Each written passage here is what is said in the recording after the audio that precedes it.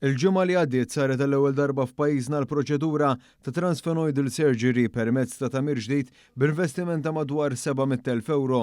Din il-proċedura saret mid-Dipartiment tan-Newrokirurġija fl-Isptar Mater Dei fuq pazjent ta' 27 sena fejn kienet isofri minn problemi fil-vista.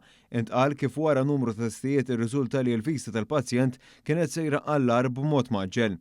Dr. Jasmina Djukic mit-tim Malti spjegat kif għalhekk saret proċedura endoskopika ta' emerġenza.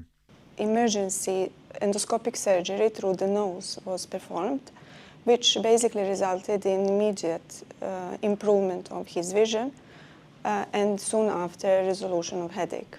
Il-konsulent Mark Gruppett esprima s-sodisfazzjon tiegħu li l-proċedura kienet waħda ta' suċċess anke għal pazjent b'mod immedjat. Kuntenti ħafna li dan il-proċedura saret għall-ewwel darba minn tim Malti kollu u ovvjament dan ifisser li il-pazjent seta' jimpruvja mill-aktar fis u malajr.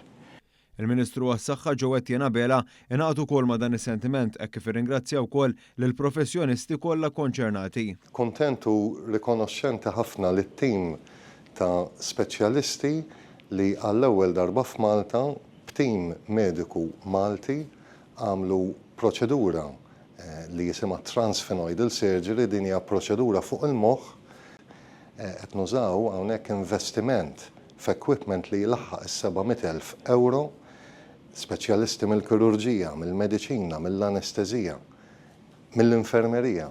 Nirringrazzjahom ilkoll għal biċċa xogħol magħmula sew.